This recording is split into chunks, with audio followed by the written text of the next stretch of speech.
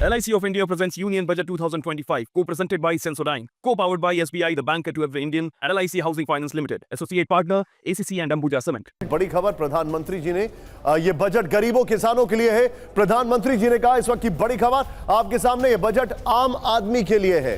प्रधानमंत्री ने कहा ये बहुत बड़ी बात है, ये बजट गरीबों और किसानों के लिए है।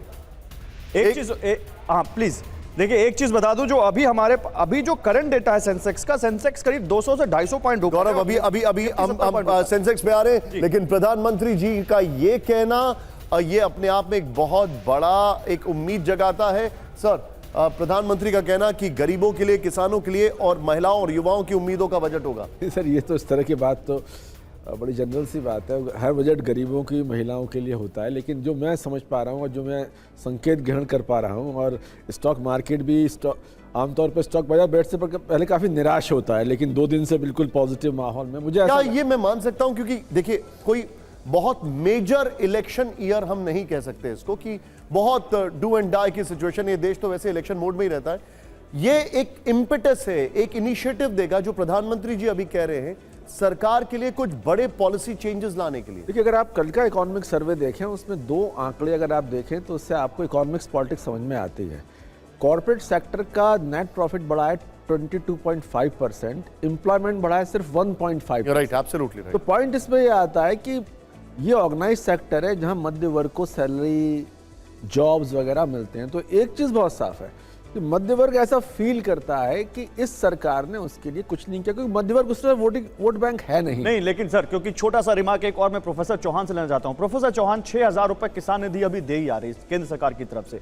अब जब प्रधानमंत्री जी कह रहे हैं कि यह बजट गरीबों का, किसानों का, और एक खबर भी आई थी कि हो सकता है कि किसान निधि बढ़े, तो आपको लगता है कि किसानों के लिए ऐसा कोई और ऐलान हो सकता है, किसान निधि बढ़ सकती है? बिल्कुल, ये उम्मीद की जा सकती है कि किसान निधि में बढ़ोतरी हो।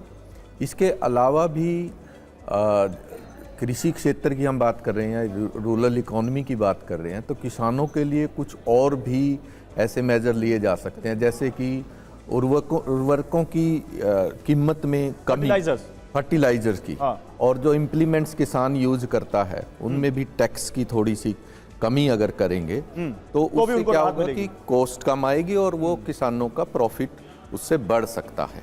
तो इस तरह की उम्मीद भी हम कर सकते हैं। और जैसा प्रधानमंत्री जी कह रहे हैं और हम यहाँ पर भी चर्चा कर रहे थे कि महिलाओं के लिए, महिलाएं देखिए एक बहुत बड़ी इकोनॉमिक यूनिट उभर कर आई है। कि जितना आप महिलाओं को देते हैं उससे ना केवल डिमांड बढ़ती है, बल्कि जो परिवार में एक बैलेंस होता है। अगर आप पुरुष को देते हैं तो हो सकता है वो शराब पीने में या दूसरी तरह के से खर्च करता है, पर महिलाएं उसको खर्च भी करती हैं, सेविंग भी कर रहे हैं। क्या आप ये इंडिकेट कर रहे हैं कि हम इस बजट को प्योरली पॉलिटिकल टूल के तौर पर नहीं, बल्कि एक इकोनॉमिक रिफॉर्म के तौर पर देखें? और क्या आपको लगता है कि सरकार तैयार है वो टेक्टोनिक इकोनॉमिक रिफॉर्म लाने के लिए इस बजट से? बिल्कुल, जो इकोनॉमिक सर्वे भी इंडिकेट कर रहा है कि अब हमें अगर 1991 जैसा रिफॉर्म्स, बड़ा रिफॉर्म नहीं तो पर एक टेक्टफुल रिफॉर्म लाने की बहुत ज़रूरत है।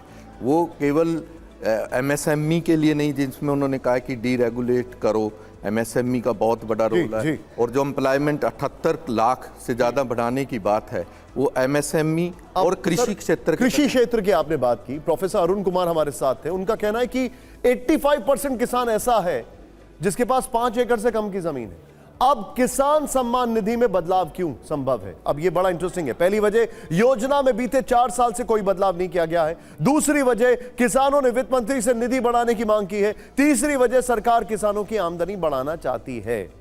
आपको याद होगा किसानों को लेकर एक रिफॉर्म आया था, उसके बाद बहुत कुछ आफत हुई थी और बहुत सारी चीजें सरकार का लक्ष्य किसानों की आय दोगुनी करने का, जो कि 2022 तक था, लेकिन बीच में कोरोना आ गया तो वो लक्ष्य आगे